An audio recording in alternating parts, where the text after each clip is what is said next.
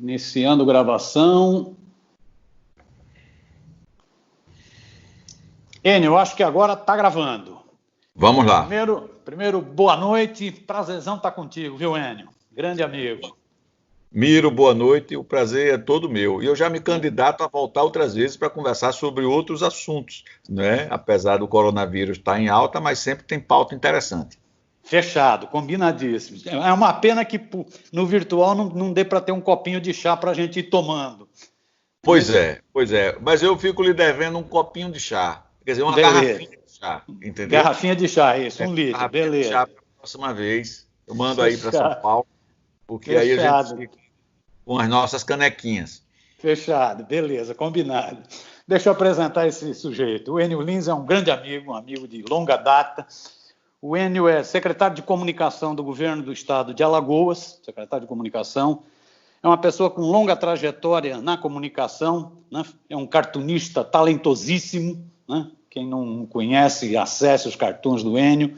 O Enio, jornalista premiado, ano passado, mesmo em agosto, recebeu a comenda jornalista Audálio Dantas pelos trabalhos já realizados.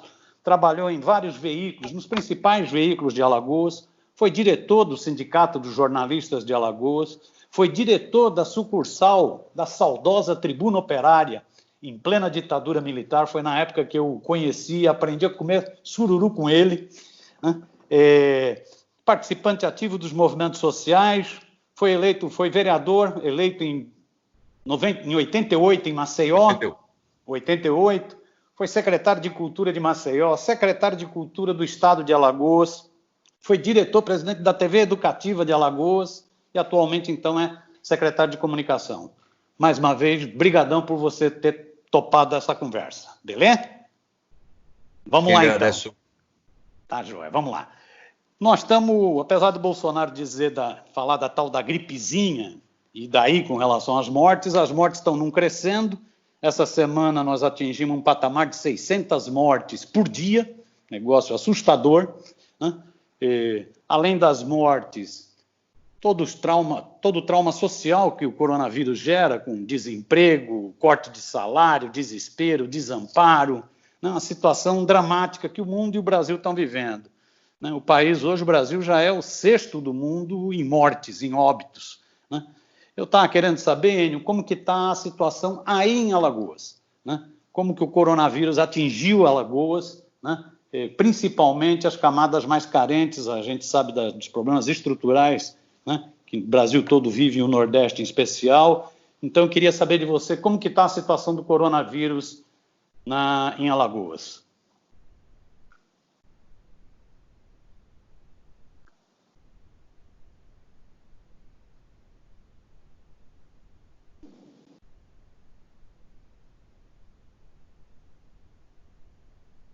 Enio. Quadro de Alagoas. Para você ter uma ideia, Alagoas tem uma população de 3 milhões de habitantes, aproximadamente, né? Então, um pouco mais de 3 milhões. Então, nós hoje estamos com 1.703 casos confirmados de coronavírus. Nós estamos fazendo teste em mais 1.144 casos com todas as características de coronavírus, mas cujos exames ainda não deram positivo para o coronavírus. Então, 1.703 comprovados, 1.144 em testes.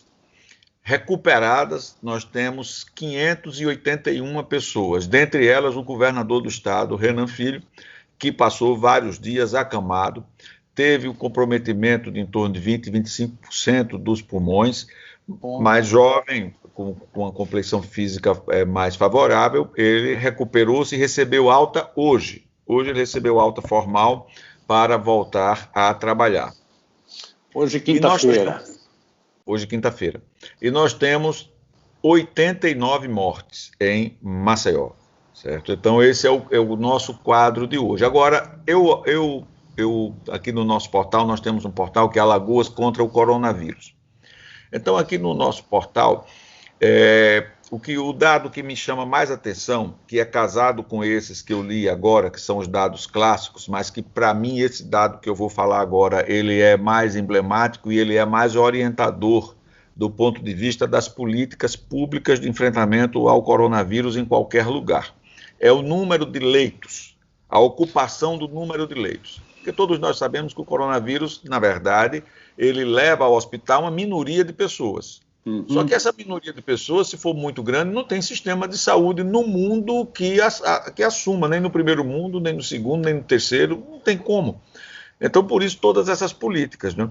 Aqui, o estado de Alagoas, o governador Renan Filho, assim que tivemos a percepção de que o coronavírus chegava no Brasil com alto nível de contaminação, o governo correu e nós conseguimos, correndo contra o tempo, instalar 455 leitos exclusivos para coronavírus.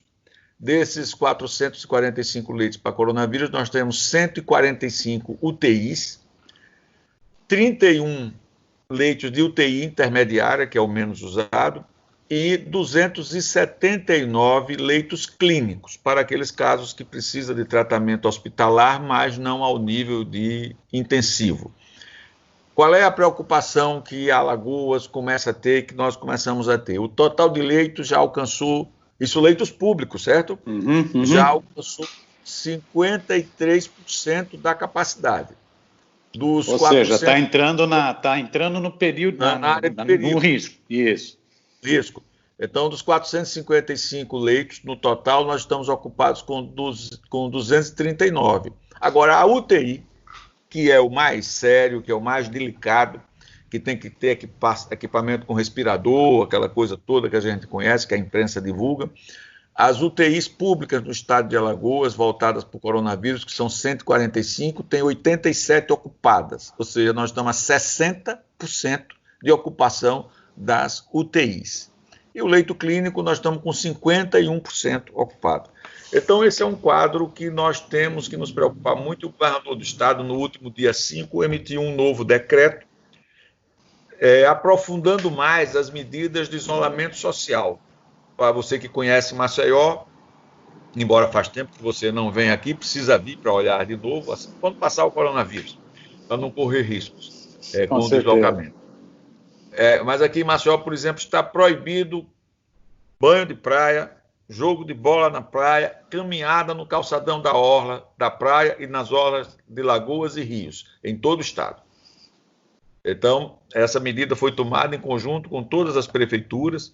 Nós aqui em Alagoas, nós temos uma parceria muito grande com as prefeituras e com a prefeitura de Maceió, que é a capital, uma intensa parceria, apesar de termos tido nos últimos anos, governo e prefeitura, diversos desentendimentos, mas em relação ao coronavírus, nós fechamos um acordo comum, maravilhoso, e estamos enfrentando juntos essa questão, o governo, capital e as demais prefeituras.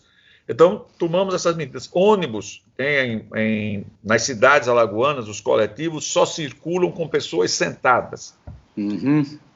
Completou a lotação, o ônibus sai do terminal, para no primeiro ponto de ônibus. Se não descer ninguém, não sobe ninguém.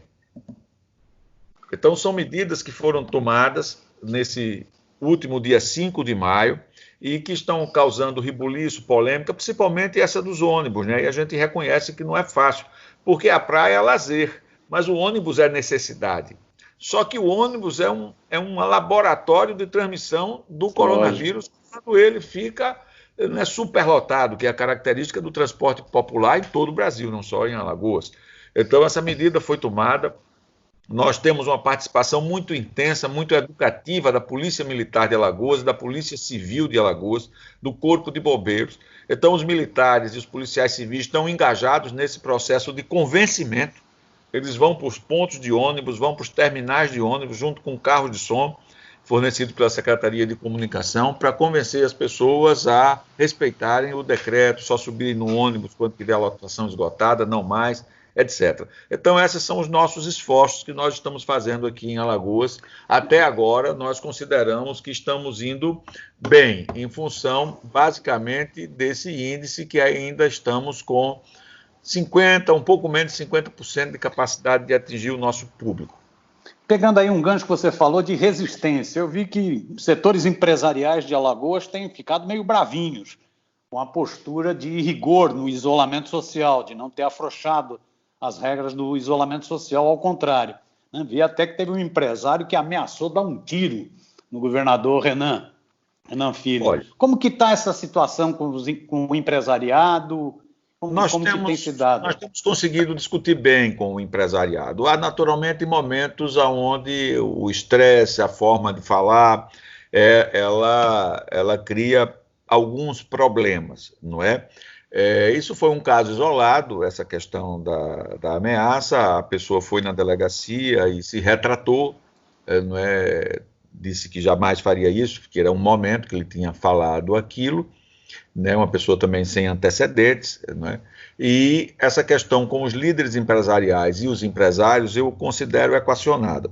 O problema que nós temos em Alagoas é o problema do Brasil, que acontece em todos os outros estados. Nós temos uma camada que é também feita por empresários, mas não só por empresários, tem funcionário público nesse meio, tem autônomo, tem um monte de gente, que se alinha com a política negacionista, de achar que todas essas medidas são desnecessárias, que a vida tem que tornar-se normal, que é uma gripezinha, e se morrer alguns é quem já está velhinho ou quem tem alguma doença, e que a economia não pode parar. Então esse grupamento, que é um grupamento ideologicamente marcado, alinhado inclusive com o presidente da República, esse grupo de pessoas, que é a minoria, mas é uma minoria barulhenta, é uma minoria que tem recursos financeiros, é uma maioria que faz carreata quando acha que deva fazer, que vai para a rua barulhentamente. Na última manifestação saíram da Orla, que é o local normal onde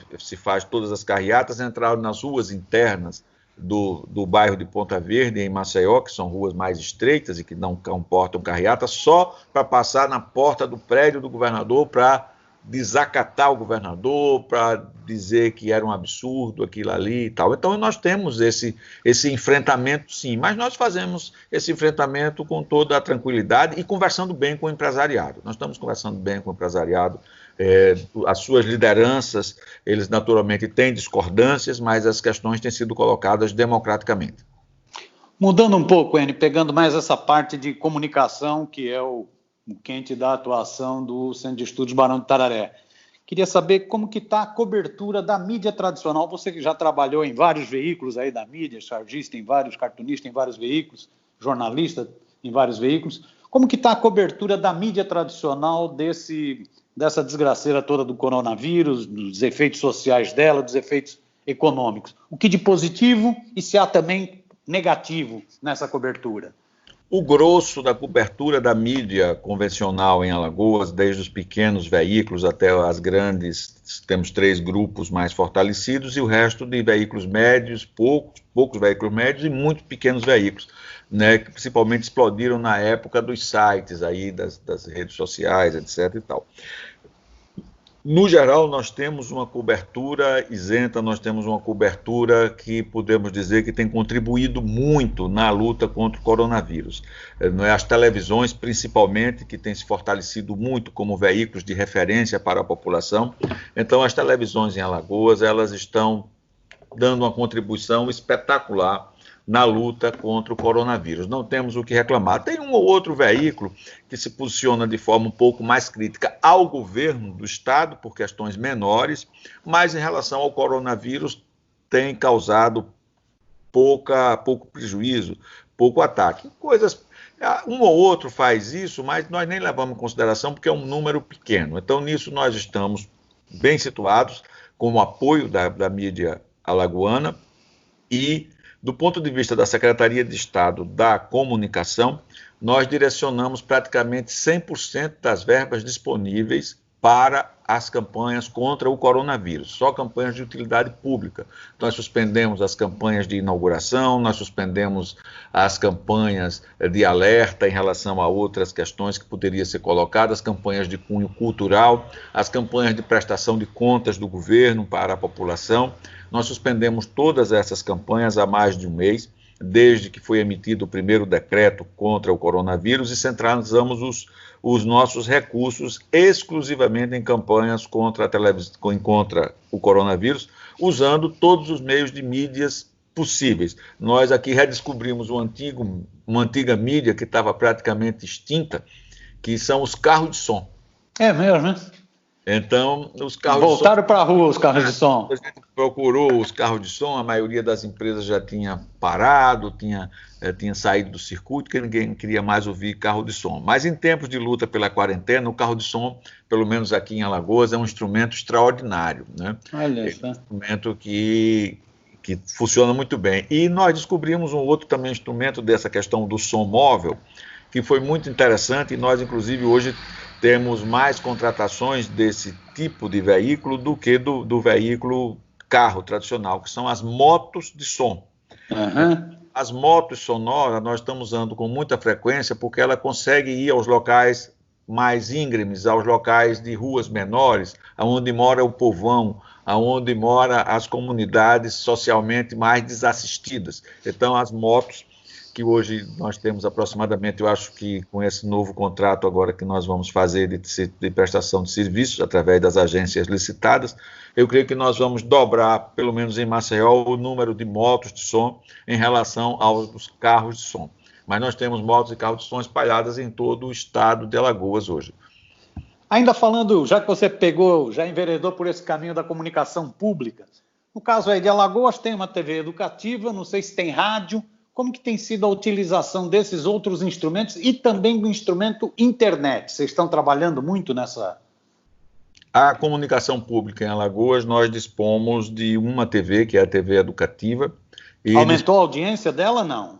Olha, nós não temos esse critério para avaliar isso, não é? Tá. Porque as pesquisas não têm sido feitas nos últimos tempos em Alagoas, e as últimas feitas, ela tinha ainda uma presença muito incidental que melhorou recentemente, né? Recentemente a TV educativa, nós investimos, digitalizamos, ela está com um alcance maior, mas nós não temos ainda pesquisa para aferir isso. Então nós temos duas rádios, que é uma AM e uma FM, a Rádio Difusora de Alagoas, que é a pioneira, feita nos anos 50, construída nos anos 50, a primeira rádio alagoana, e nós temos a Rádio Educativa, que é aí dos anos 70. Temos essas duas rádios e a TV estão engajadas no processo de luta contra o coronavírus, sem dúvida nenhuma. E a internet tem funcionado bem.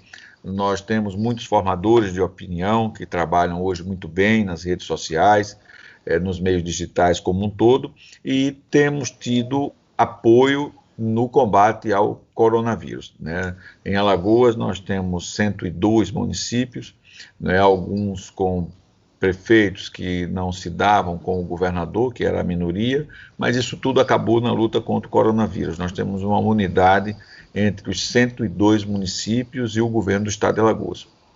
Pena que o presidente da República não tem essa visão de estadista, né, para enfrentar essa crise toda, né?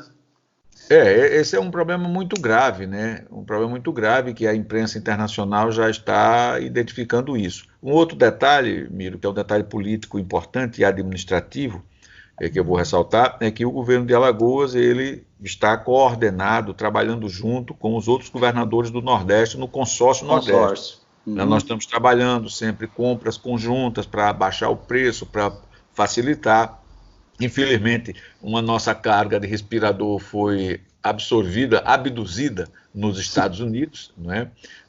Foi comprado na China, fez uma escala, acho que em Miami, num lugar desse aí dos Estados Unidos, e o nosso Trump, que descobriu que o coronavírus não é uma gripinha, imediatamente botou um preço maior e levou os nossos respiradores que vinham para o Nordeste. Então estamos trabalhando agora uma outra alternativa, né?